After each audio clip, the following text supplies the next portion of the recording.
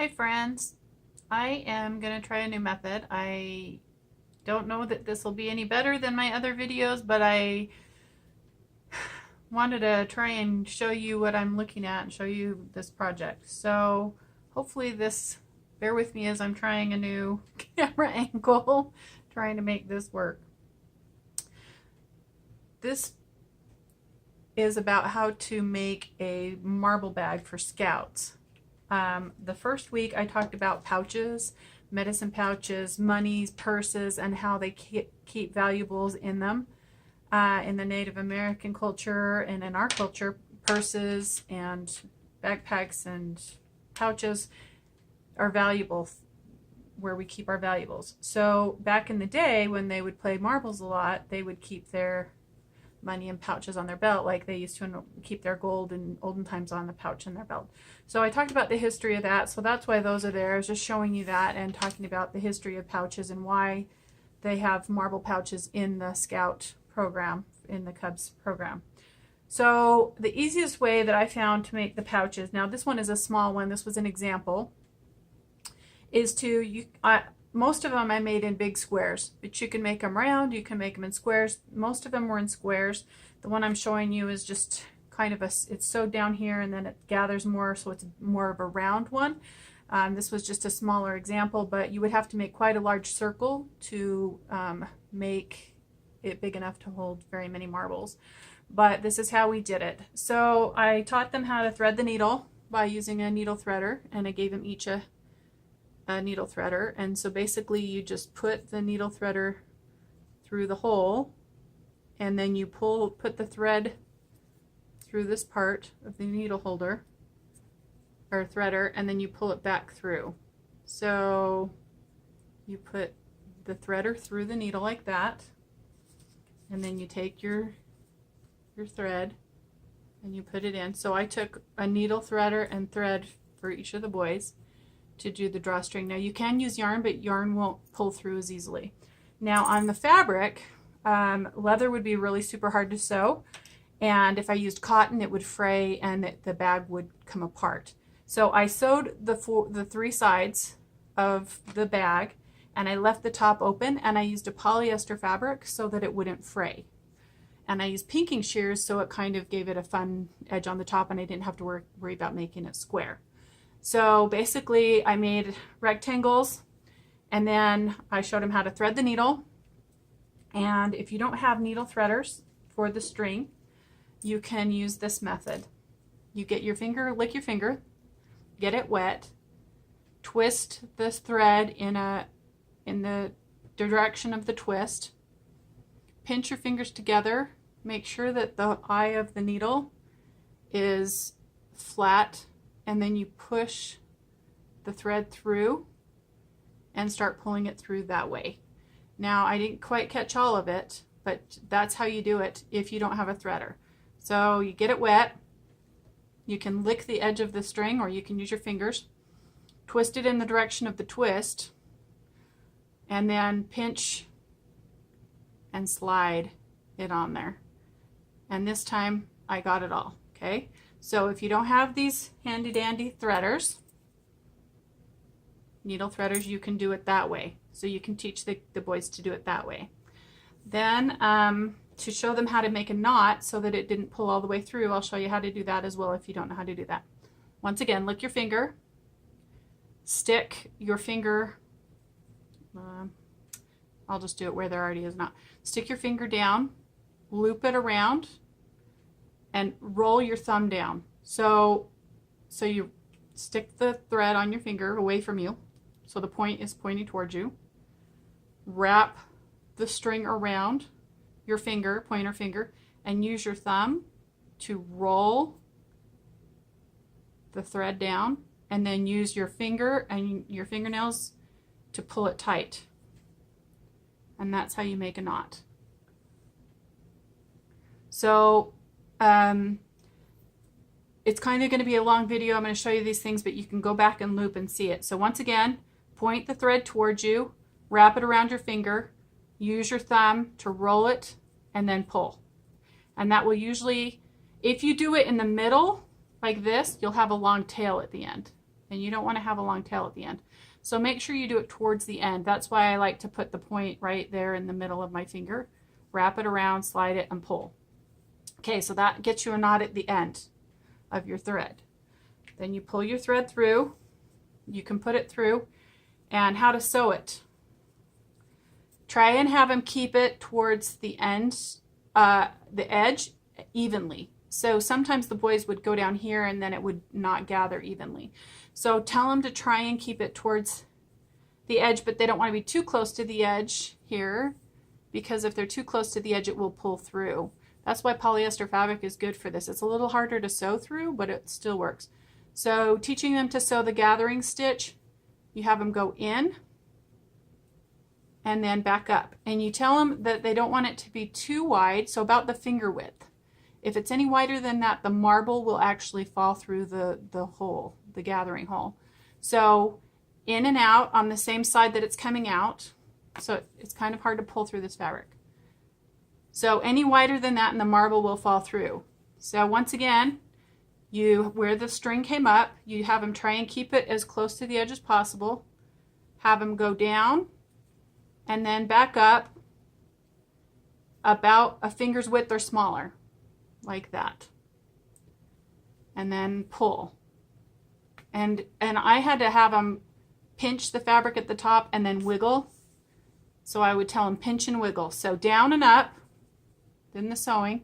And they want to make sure they go down in the same side it came up, because if they flip it over and they go down in this side, then the string will be looped around the gathering and you won't be able to gather it, because it will be more like a hem. So make sure you have them pull it up on the same side and then go down and up so that they keep on the same side. Pinch the fabric, wiggle, and pull. And you can see it's going pretty fast. I mean, I could do this whole bag in a few minutes, but for the scouts, it took a whole time. So it was pretty easy as long as you have the prep. Polyester fabric works best. Pinking shears the edge. On the thread, you need a very tight weave, thick with many twists, in order for it not to break. So you want a string that's like not too thick, because then you can't pull it through. But if I untwist this, you can see that it's a lot of twists. It's got a lot of thread count twists.